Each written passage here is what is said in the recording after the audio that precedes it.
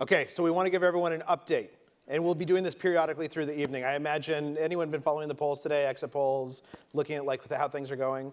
Here's the states that we're going to watch for the next hour in particular.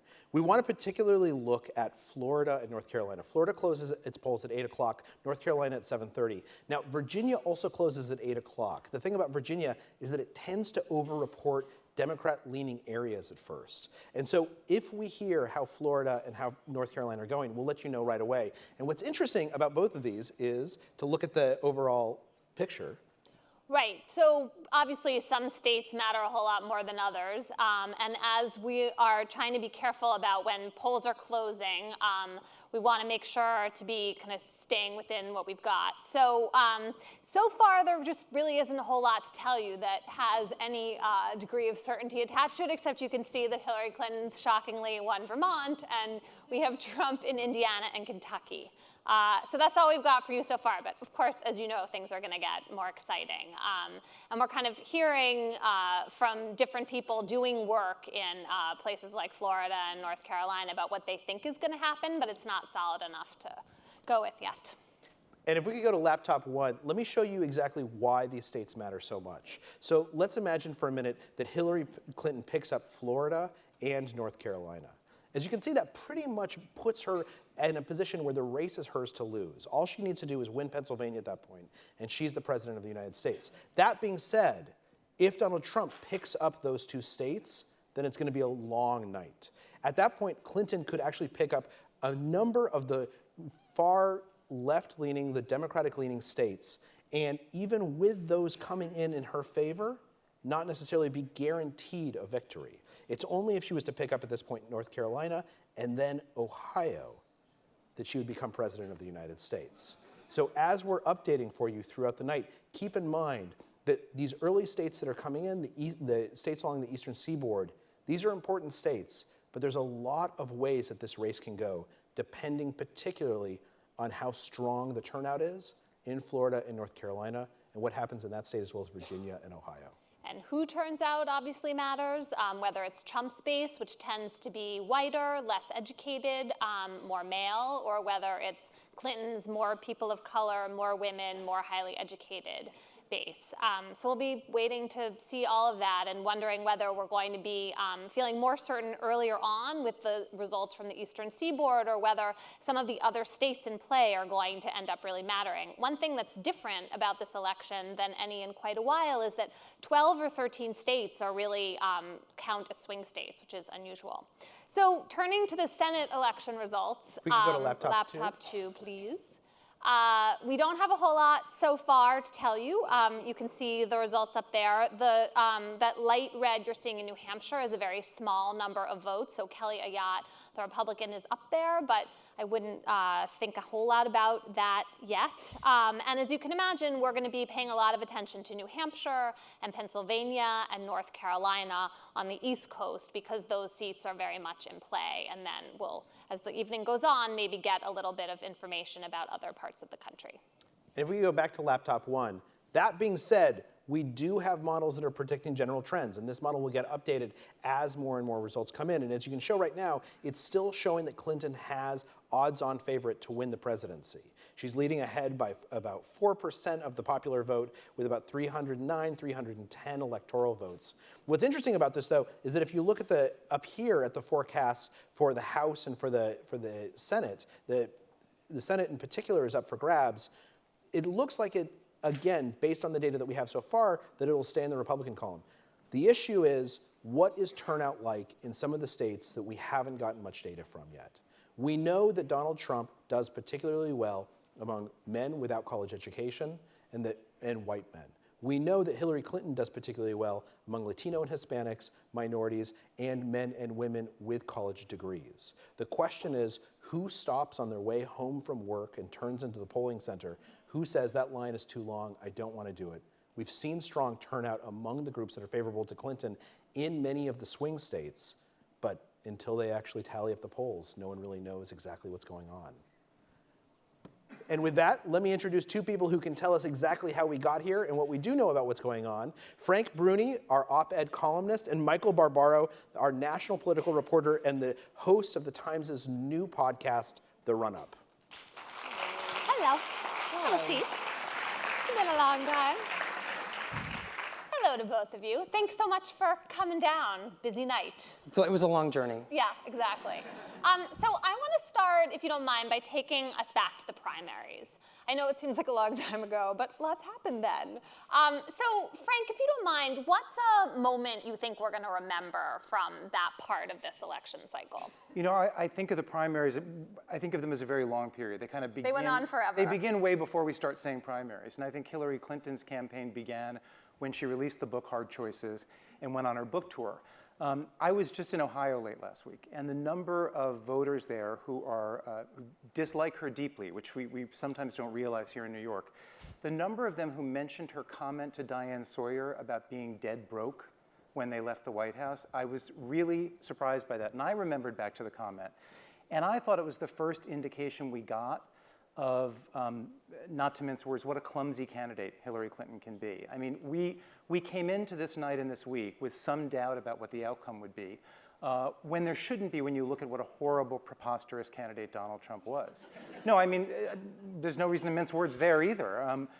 But part of the reason he stayed in the game, there are many reasons he stayed in the game, but one was the flaws of the Clinton campaign, or mostly the faults of Hillary Clinton as a candidate.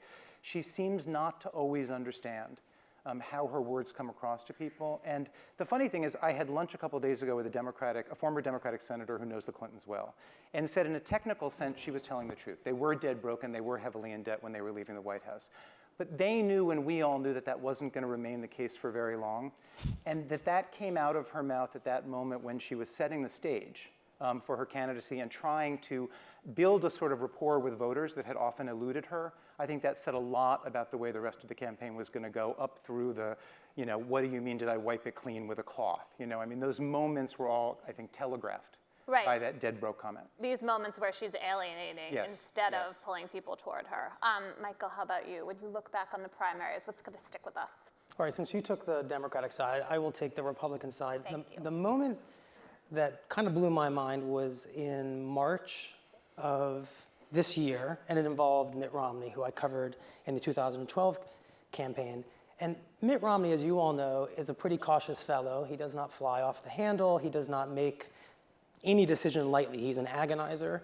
And he made the decision to speak out with extraordinary forcefulness and disdain against Donald Trump after he had begun to win a series of primaries. He had won New Hampshire, he had won Massachusetts, which must have really gotten Mitt Romney's gut. And Mitt Romney gave this speech in which he basically said, you're a phony, you're a fraud, you're a disgrace to my party, and I'm the last nominee.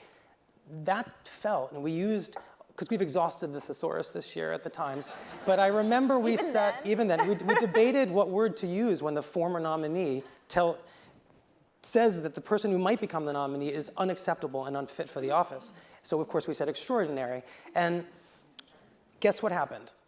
The Republican electorate did not reject Donald Trump. They completely rejected Mitt Romney. They crapped all over him. And the next day on Rush Limbaugh, people called in. They were so emotional, a few of them were in tears. Who the hell is this guy to tell us how to vote? And what that moment showed us was that the disconnect between the leadership of the party and its voters was so vast that the voters saw it as validation when the leaders told them that what they were doing was wrong. To them, that meant it was right. And that's what this Republican primary was all about. And that was also a reality check for all of us watching. Oh, and I mean, I remember thinking after it led the paper that it was this incredibly valuable journalistic lesson. If Mitt Romney says something and it leads the paper and it has no impact whatsoever, or the reverse, maybe it shouldn't have led the paper. Is that about Mitt Romney or about us? It was about the universe turned upside down. Right, exactly. All right, so if we move ahead to the general election and this campaign that we've been so immersed in, like it or not, I know there are many things to choose from, but Frank, what do you think is going to stick with us historically? What are you going to be absorbed, thinking about, and analyzing into the future? Well, I'll tell you when I think Donald Trump lost the campaign. And I think when we look back, as you said, there's so many moments. I mean, Trump is nothing if not a cornucopia of outrages and offenses and all that, so it's kind of hard to pick any piece of fruit or meat from that. But I had an interesting vantage point on the election because I actually have friends, well, okay, I'll admit it, I have relatives who were supporting Trump for much of the campaign. And I think most of them fell off. And what was fascinating to me is when they fell off. And they didn't fall off at any of the moments they might have. But it was the 3 a.m. to 5 a.m. tweets about Alicia Machado. And the reason wasn't even that he was attacking her. Everything he'd done up until then, they could chalk up to that's just performance art, or that's just him delivering the kind of shock to the system that the system needs. But when they confronted, after a miserable debate performance, which showed that he hadn't prepared at all, and then he's up from 3 a.m. to 5 a.m., and what is on his mind and what he's doing is attacking a former Miss Universe, that was when it seemed to dawn on them that he's a fundamentally unserious man. And there were many things they could accept about him as president, but they realized the one thing you can't have in the presidency is an unserious person. And I heard a lot of that at that exact moment, and I think in a weird way it's the small things that don't necessarily seem as momentous at the time that really do a candidate in and really kind of turn the tide of public opinion. Well, it was a really understandable moment, right? Very easy to grasp, not some big complicated policy discussion, but just watching someone in real time or when one got up in the morning. And it plugged neatly into some mythology, because we always ask the question, what happens when you get the 3 a.m. call? Right. Well, if you're Donald Trump, you're tweeting about Alicia Machado at 3 a.m. when you get the call, right? You're ready for that call. I think in a weird way, that's the way people absorbed it and processed it. Can I say, by the way, someone like, I don't know what the generation and age of the people it is who were offended by the tweets of Donald Trump. I know in my family, my mother thinks that Twitter is a complete waste of time, and I think that's a very good debate to have in a different panel discussion. But the idea that the Republican presidential nominee is so consumed with this particular medium is breathtaking. But it did him a lot of good for a long period of time. I mean, one of the ways in which a lot of our coverage of Donald Trump was rendered sort of irrelevant was he was going directly to the public through another medium. And yet in the last week, his aides famously took his away Twitter his account Twitter, away, and Obama has been needling him, clearly hoping to set him off. Thrive by the sword, die by the sword. Yeah. Right? It really, I mean, it's worth pausing and saying that one more time to ourselves. The staff of Donald Trump, who are paid to promote his candidacy, told us, the New York Times, that they needed to take away his Twitter account in order to render his campaign a bit more viable. Yes, indeed. Michael, is there another moment of the last few months that you could pull out for us? Yeah, in a word, emails, and of course that Twitter would be or email? emails, Pick your poison. and Hillary Clinton's emails, and of course James Comey and what he did with that. But you all know that story, so I want to take it back to the primary, because what fascinates me most about Hillary Clinton's emails is the way Bernie Sanders chose not to deal with them, and that was his decision back in October to say that he and we were tired of her damn emails, and that was so emblematic of all of the ways in which he was a flawed candidate in the traditional way we think of candidates. His advisors begged him to go after Hillary Clinton's email habits, the private server, to go after her paid speeches to Goldman Sachs. There was a meeting in Las Vegas we reported on where they literally sat around a U-shaped table and said, Bernie, you gotta go after the paid speeches. And he said, no, she has a right to make money. And that's why But he did go after those. eventually, while, it took him a long time. He wouldn't do it until the beginning of 2016. He had that long year where there were a number of things that he thought were beneath him. And what's amazing about Bernie Sanders is that his brand is political civility and big ideas. What's detrimental about Bernie Sanders is that his brand is civility and big ideas, because he wouldn't take her on in the manner, of course, that Donald Trump did, and that you expect somebody who wants the nomination to do. Did we, the media, overplay the email story? Frank?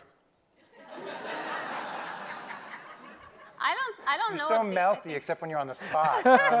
Suddenly. I don't mean to weasel out. I don't know. I don't know either. I don't know. I mean, because it becomes very difficult to make that judgment, because at a certain point, the volume that has been said about a story makes it a story in a continuous way. I mean, there's some exit polls showing that more than 4 in 10 Americans were very, very bothered by her emails. The problem with that exit poll is that's about the number of Republicans out there. So what does that mean about people who were really deciding between these two candidates and hadn't made their decision long ago? I think we made a little bit too much out of it, but at a certain point in time, let me say something else. I think she bears a lot of blame for the amount of attention that was paid to it. If she had simply because as we know, and that's not just us being Monday morning quarterbacks, if you look at John Podesta's hacked emails, even within her campaign, they were saying this is being handled badly, she doesn't know how to apologize. So I don't think you would even be asking the question if it were not for certain actions after the discovery of these emails, Hillary Clinton's actions. But can we also just remind our audience, the reason why the government asks you to use a government server is not just because they think the technology is more sound than the homebrew server up in Chappaqua. It's because when we, as a democracy, decide through a request or with a court order that we get access to those emails, that we can actually find them and that they won't be deleted by our next president at her home in Westchester. And that was a fundamental flaw in judgment. It wasn't the only one she made before she'd even really decided to run for president. And it's the kind of flaw that disturbs the press, right? Because we care a lot about yeah, that. if you're asking, does the press pay a special amount of attention to the things that involve its own access to information? Yes. But yes. I always think, and I think a lot of people in the public, I always had a measure of sympathy for what she did. I mean, what she did was wrong, the way she did it, and certainly the way she handled it afterwards. But I think it's reached a point. I mean, she's someone who's been in public life for a long time, and I think she was trying to carve out a zone of privacy. And I think a big question we need to wrestle with coming out of this election is how do we grant our public figures some human and humane measure of privacy, because we're here on election day with most Americans not liking either choice that they have. We're not going to get a plenitude of choices going forward if we've sent the message that to run for public office is to say goodbye to all of your privacy forevermore. And so I think we in the press need to talk about how we become more sensitive to that and don't repel people from running for public office. And I think as a country, we have to ask how we redraw some of the lines of privacy. And it does seem to ratchet up in every presidential election, yes. right? And the internet has made it that way too, right. because and it's social everything media has fingerprints. Yeah, for sure.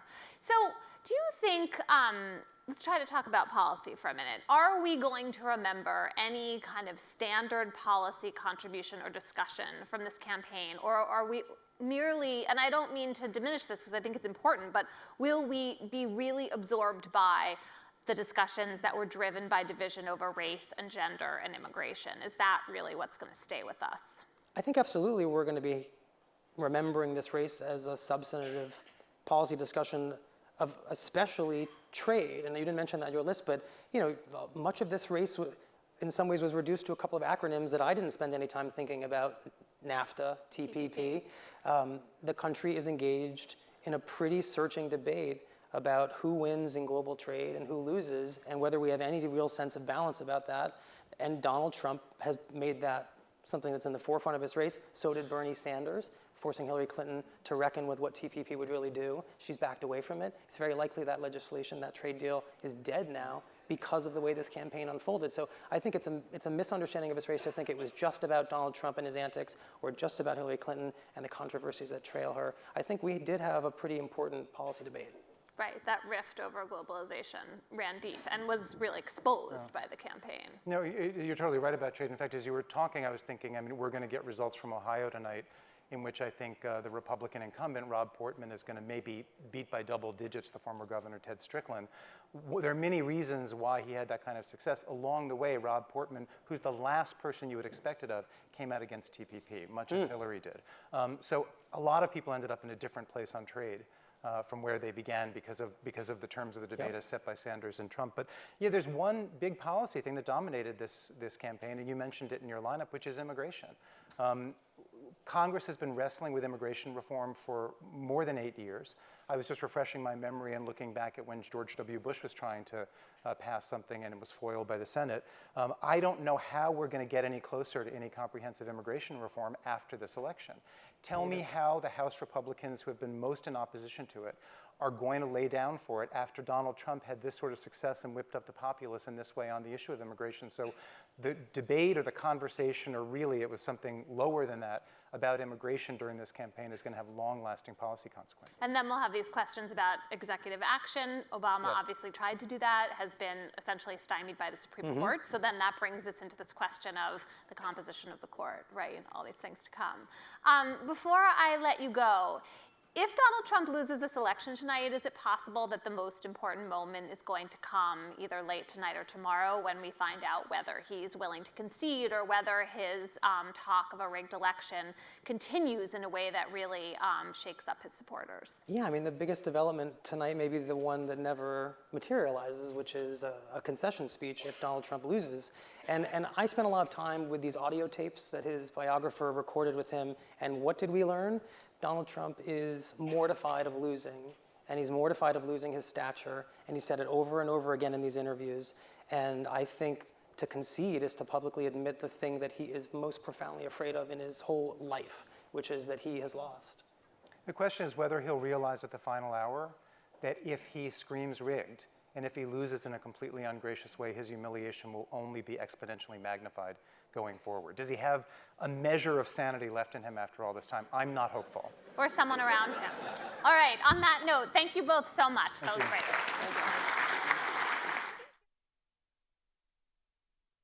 So before we go to our next